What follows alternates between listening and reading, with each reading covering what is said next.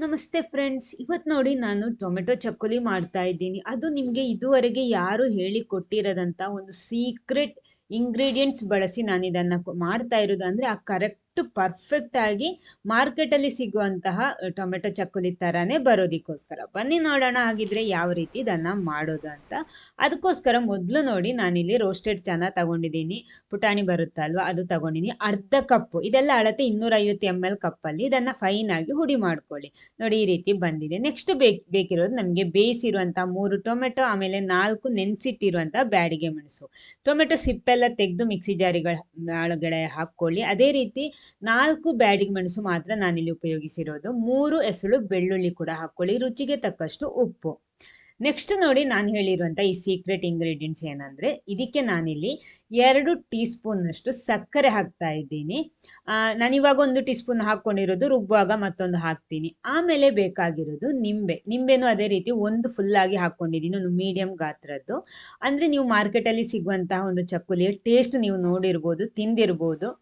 ನೋಡಿ ಇದನ್ನು ಫೈನಾಗಿ ಪೇಸ್ಟ್ ಮಾಡ್ಕೊಳ್ಳಿ, ನೀರು ಹಾಕಬಾರ್ದು. ಇದೇ ರೀತಿ ಫೈನಾಗಿ ಪೇಸ್ಟ್ ಮಾಡಿಟ್ಕೊಳ್ಳಿ. ನೆಕ್ಸ್ಟ್ ಬೇಕಾಗಿರೋದು 1 ಕಪ್ ಅಕ್ಕಿ ಹಿಟ್ಟು, ರೋಸ್ಟೆಡ್ ಅಕ್ಕಿ ಹಿಟ್ಟು. ನಿಮಗೆ ಬೇಕಿದ್ರೆ ಯಾವುದೋ ಬ್ರ್ಯಾಂಡ್ ಬರುತ್ತೆ ರೋಸ್ಟೆಡ್, ಅಥವಾ ನೀವು ಸ್ವಲ್ಪ ಹಸಿ ಹಿಟ್ಟು ತಗೊಂಡ್ಬಿಟ್ಟು ಸ್ವಲ್ಪ ಹುರ್ಕೊಂಡ್ರೆ ಆಯಿತು. ನೆಕ್ಸ್ಟ್ ನಾವು ಹುಡಿ ಮಾಡಿಟ್ಟಿರುವಂತಹ ಪುಟಾಣಿ ಪೌಡರ್ ಇದೆಯಲ್ವ, ಅದನ್ನು ಕೂಡ ಹಾಕ್ತಾ ಇದ್ದೀನಿ. 1 ಟೀ ಸ್ಪೂನ್ನಷ್ಟು ಜೀರಿಗೆ, ಒಂದು 1/4 ಟೀ ಸ್ಪೂನ್ನಷ್ಟು ಓಂ ಕಾಳು ಕೂಡ ಹಾಕ್ತೀನಿ. ಅದನ್ನು ಸ್ವಲ್ಪ ಈ ರೀತಿ ಕ್ರಷ್ ಮಾಡ್ಕೊಳ್ಳಿ, ಆವಾಗ ಒಳ್ಳೆ ಫ್ಲೇವರ್ ಬರುತ್ತೆ, ಅದಕ್ಕೋಸ್ಕರ. ನೆಕ್ಸ್ಟ್ ಇದಕ್ಕೆ ನಾನಿಲ್ಲಿ ಸ್ವಲ್ಪ ಕಪ್ಪು ಎಳ್ಳು ಕೂಡ ಹಾಕ್ತಾ ಇದ್ದೀನಿ. ಆಮೇಲೆ ಬೆಣ್ಣೆ 1 ಟೀ ಸ್ಪೂನ್ನಷ್ಟು ಹಾಕ್ಕೊಂಡಿದ್ದೀನಿ. ಮೊದಲು ಇದನ್ನು ಇಷ್ಟು ಮಿಕ್ಸ್ ಮಾಡ್ಕೊಳ್ಳಿ. ನಾನಿಲ್ಲಿ ಉಪ್ಪು ಹಾಕ್ತಾ ಇಲ್ಲ, ಯಾಕಂದರೆ ನಾನು ಆ ಪೇಸ್ಟಿಗೆ ಕರೆಕ್ಟ್ ಬೇಕಾದಷ್ಟು ಉಪ್ಪು ಹಾಕ್ಕೊಂಡಿದ್ದೀನಿ, ಆದ ಕಾರಣ.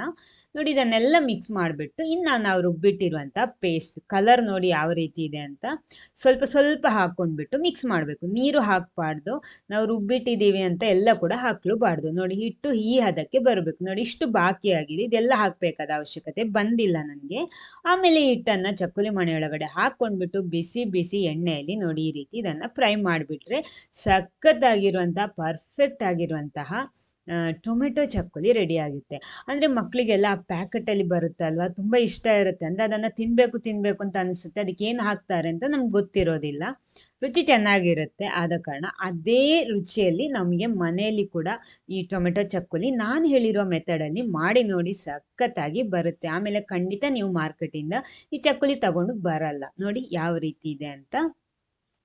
ಆ ಕ್ರಂಚಿ ಆಗಿರುತ್ತೆ ಅಲ್ವಾ, ಅದೇ ರೀತಿ. ಅಂದರೆ ನಾನು ಹೇಳಿರುವ ಅದೇ ಅಳತೆಯಲ್ಲಿ ನೀವು ರೆಡಿ ಮಾಡಬೇಕು. ನೀವು ಜಾಸ್ತಿ ಮಾಡ್ತೀರಾ, ಅದಕ್ಕೆ ಅನುಗುಣವಾಗಿ ಎಲ್ಲ ಇಂಗ್ರೀಡಿಯೆಂಟ್ಸ್ ಕೂಡ ಜಾಸ್ತಿ ಮಾಡಿಕೊಂಡ್ರೆ ಸಾಕು. ನಾನಿಲ್ಲಿ 1 ಕಪ್ ಅಳತೆಯಲ್ಲಿ ಹೇಳಿರೋದು. ನೋಡಿ ನಮ್ಮ ಚಕ್ಕುಲಿ ಎಲ್ಲ ರೆಡಿ ಆಗಿದೆ, ಯಾವ ರೀತಿ ಇದೆ ಅಂತ.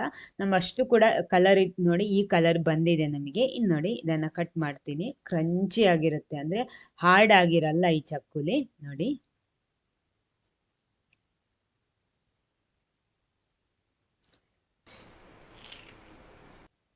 ಯಾವ ರೀತಿ ಇದೆ ಅಂತ. ಈ ವಿಡಿಯೋ ನಿಮ್ಗೆ ಇಷ್ಟ ಆದರೆ ಒಂದು ಲೈಕ್ ಕೊಟ್ಬಿಟ್ಟು ಎಲ್ಲರ ಜೊತೆ ಶೇರ್ ಮಾಡಿ. ಫಸ್ಟ್ ಟೈಮ್ ಚಾನಲ್ ನೋಡೋದು ದಯವಿಟ್ಟು ಚಾನಲ್ ಸಬ್ಸ್ಕ್ರೈಬ್ ಮಾಡಿ, ಸಪೋರ್ಟ್ ಮಾಡಿ. ಇನ್ನೊಂದು ಹೆಲ್ದಿ ವೆರೈಟಿ ಟೇಸ್ಟಿ ರೆಸಿಪಿ ಜೊತೆನೇ ಬರ್ತೀನಿ. Okay, thank you.